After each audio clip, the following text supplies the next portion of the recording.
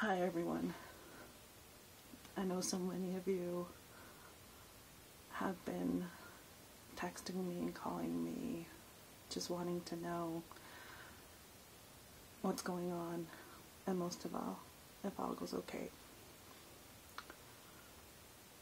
I wanted to tell you myself, for those of you that don't know what's going on, what's been going on. And not only did I want to tell you guys about what's going on, the biggest thing that through all of this, it's been tough for a parent that's never been through anything like this, trying to find the resources, trying to know what to do when something like this happens. There's not a lot out there for parents like myself and other parents that are going through this or that will go through this. And I think that needs to change. And the only way it's going to change is if parents like me speak out and make it known what's going on. I honestly don't care what people think of me as a person or even as a parent, because I know in my heart that I'm a good parent. I may not get everything right, but at the time of when things are going on, I truly believe that I'm doing the best at that moment. Sure, there's books out there that tell you about raising teenage boys or teenagers or this or that, but there's no book out there that can ever tell you. It's experience. You gotta experience it for yourself.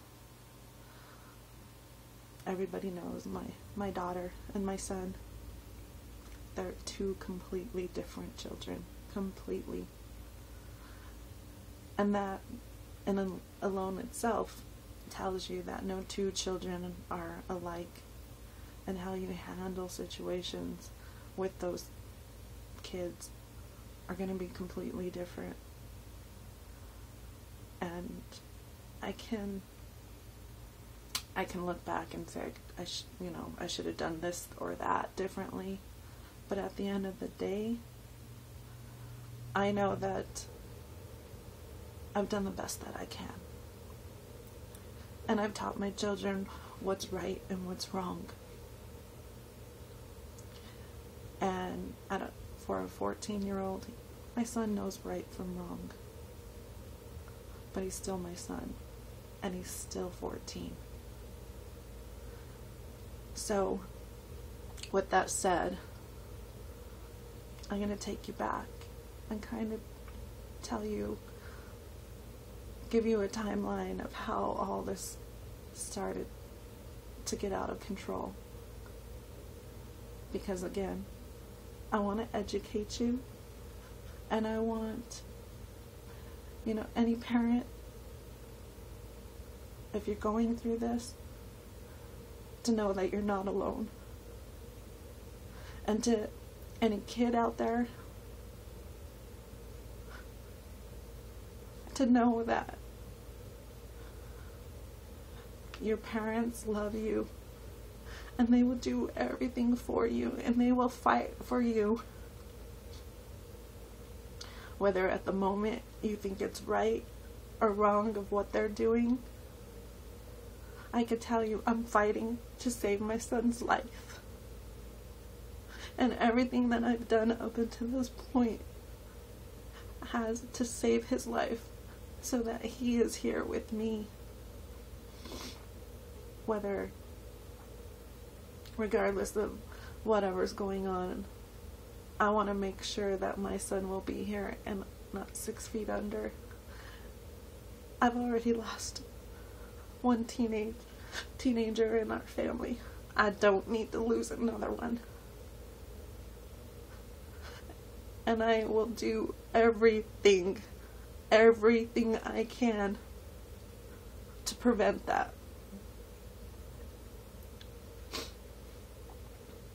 Probably in April, May, we started seeing slight changes, behavioral changes, getting into a little bit of trouble at school, kind of threw that off as, kids getting antsy at the end of a school year, like they do.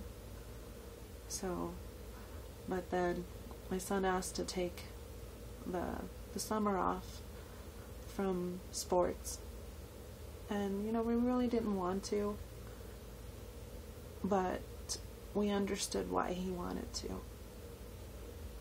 My son's been playing sports since he was 5-6 years old.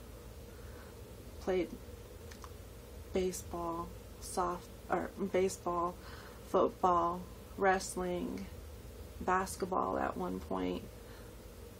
And he's been an active kid. And he's an extremely talented athlete. And we thought it would be perfect for him to take the summer off, be a kid, be a teenager, hang out with some of his friends before high school, because high school's tough. So we allowed him to. And that's where we started seeing the changes. Started not coming home, or coming home really late at night, saying I'm going to spend the night at my friend's house, but wouldn't tell us until, it was already 10:30 at night. Very secretive, took his Facebook down, blocked me from his Facebook so I couldn't see it.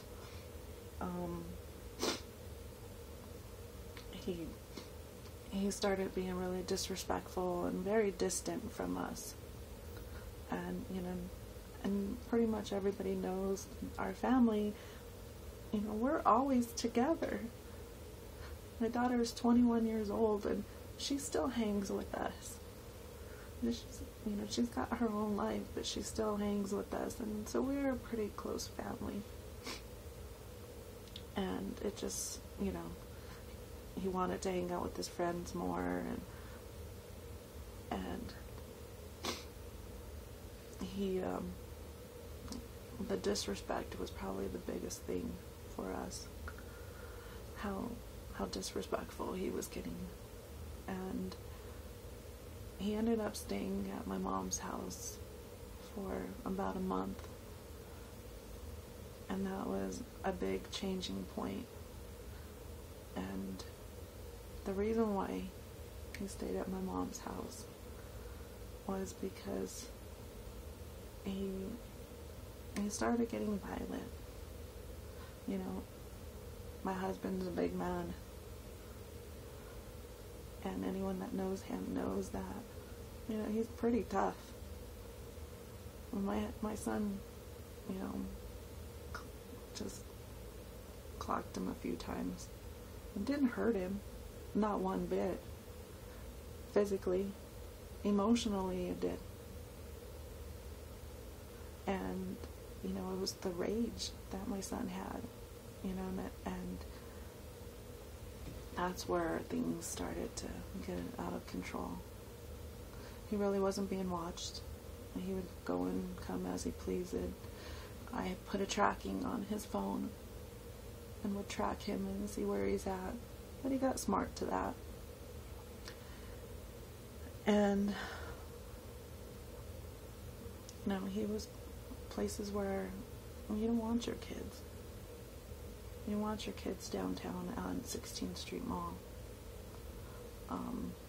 Elitch's is not a place for kids. Any place where a lot of kids can meet is not a good place for your kids. It wasn't for mine. I know that my son met kids there and, got drugs from there. And it was downtown, and 16th Street Mall is nowhere you want your kid to be. kids, if you're there, your parents are going to know you're there now and why you shouldn't be there. It's not a place for you. So things started just getting bad, and I finally was like, I can't do this no more. I can't have him at my mom's house. I don't like it. I can't sleep, I can't eat, I can't function. And he didn't come home for a couple days. Nobody could find him. That was the first time that he ran away. And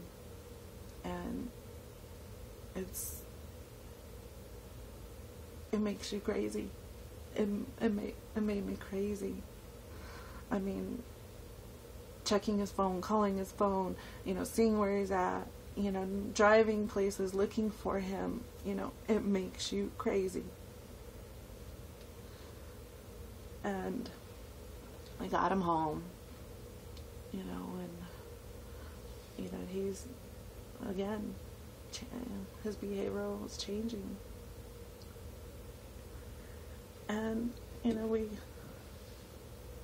seemed like, our talks and getting him away from those people for that time, that was working, did for about a month. And then, he was telling us all through summer he wasn't going to play football. And, we were all right with it at first because, my son had a concussion in football last year, and, he really, really loves wrestling. So we didn't want to have that affect wrestling this year. So, we were sad because my sons, played football, and he was an amazing football player.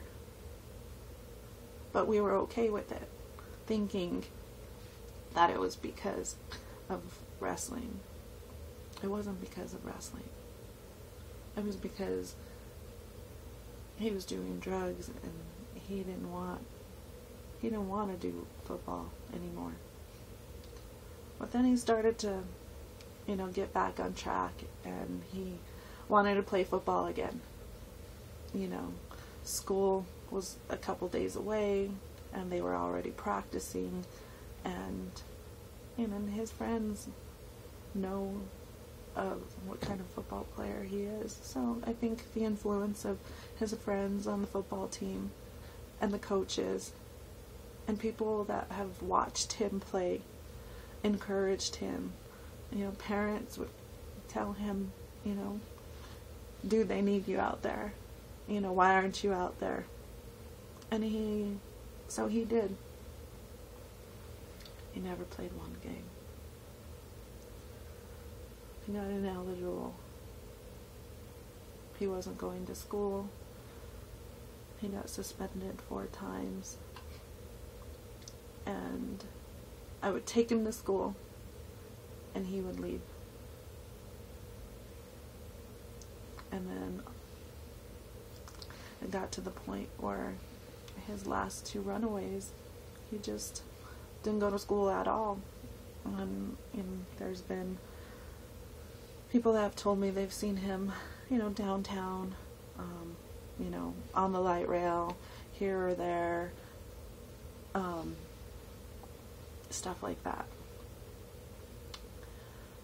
And this last time, I can't do it no more.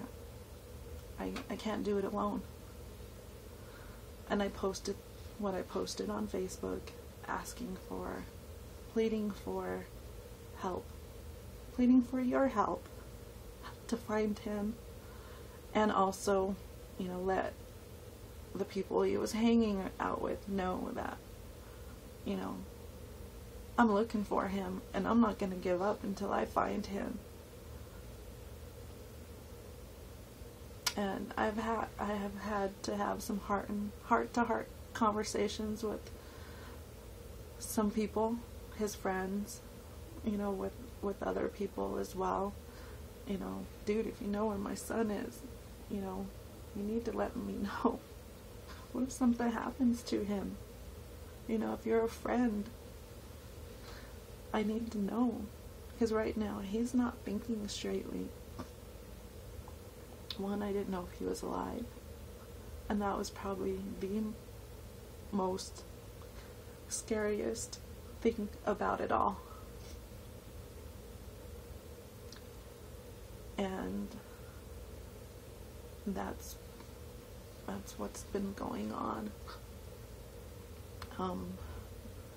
The other night when we found him, well, it was actually in the day,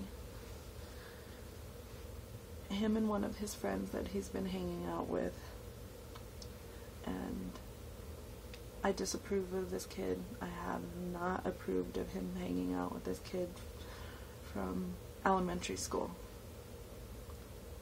And the kid comes knocking at my door. And my daughter was here alone. And it scared her. It scared her. And she called me, "Mom, he's at my door. I don't know, he's at the door." I didn't answer, and she was afraid. So I called the cops and told them, that they were here and that he was here. My son was down the street waiting for him. There was very good suspicion that they were coming to my home to possibly burglarize it, because they have been stealing from homes. That kid has done a lot. The cops know him very, very well. And he should be in juvenile hall or whatever it's called for a little while. My son hasn't had any offenses against him, so they took him to JAC, which is a juvenile assessment place. And it's basically just a holding place until I come pick him up. And, through all this, I've gone to the police department at least 4 times asking, what can I do in this situation? How do I handle this? I think this is what's going on. I've called different places. I've talked to the people at JAC. I've asked about counseling. I went to his school. I went to alternative schools. Everything, trying to see what I can do to, get things better for him. Well, my son ran from there. I didn't know it wasn't a secured place. So he ran with no shoes. 5 minutes after I left there. And the reason why I left and I didn't bring him home with me was because my son's out of control. Again, from what people are telling me, he might be doing meth. I know he's smoking weed and smoking cigarettes and probably drinking alcohol. The others, whatever else he's doing, I don't know. He refused to take a drug test. And I couldn't take him home like that because I didn't know. And we walked away from JAC, and I asked social services to get involved. I don't care if I go to jail. I don't care if I have neglect charges on me. If I can get him the help that he needs. And as a parent, I'm saying, I don't know how to help him. I don't know how to help him. And I'm okay saying I don't know how to help him. And I need help. I need help.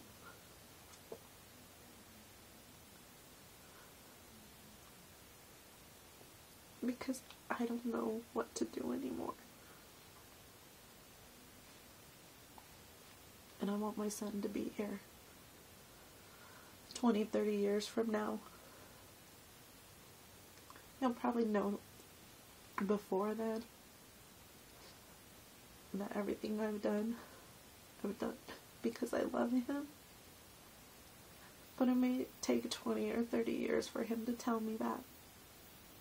And I'm okay with that. As long as he's here 20 to 30 years from now. Because I'm not going to lose another teenager in my family to drugs. I'm not. Especially my son. They booked him on charges for burglary. And today at 1:30 he'll have a court. He'll go to court. And this is just the beginning. And we have a long road ahead of us. But I'm not giving up on my son. I'm not giving up on my family. And I'm not giving up on faith that things will get better. But they gotta get worse first for them to get better. Someone told me yesterday that, you have to be at ground zero to be able to look up. And we're there. I don't care if I lose my home because I have to put him in a drug treatment center. I don't care if I have $1 to my name. I don't care about any of that. All I care is about my son.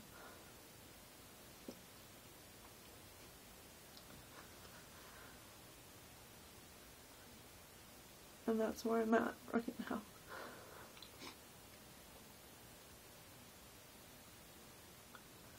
I thank all of you for your prayers, for your comments, your advice, for sharing my information, and I hope you share this video.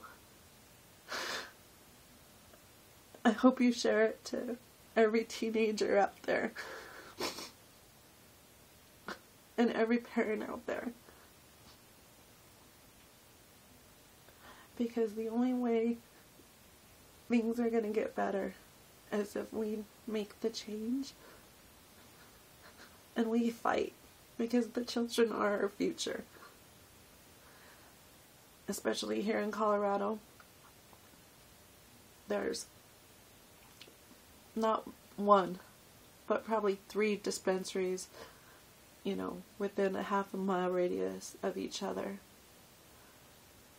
There's parents out there, there's family, there's just people in general that think weed is okay. I have nothing against weed, personally. But I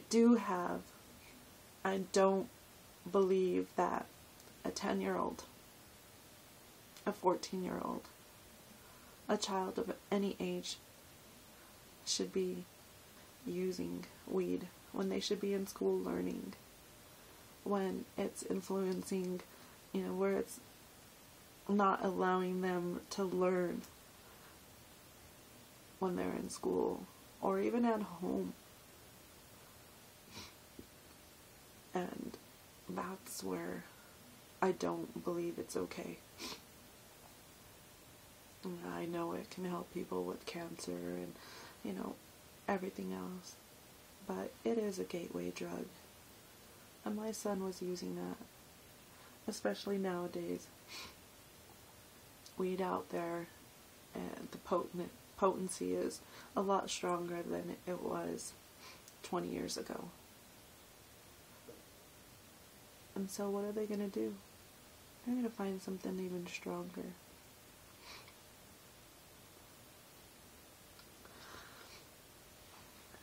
I'm not going to tell you how to be a parent because, again, I don't even know if I'm doing the right things.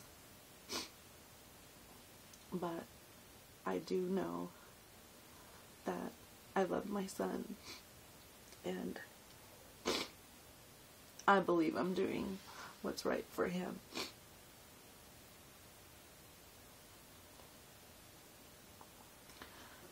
Please continue to keep us in your prayers. And if there's a family out there that is going through this, just know you're not alone. And continue to fight for your child. Because I am. Thank you.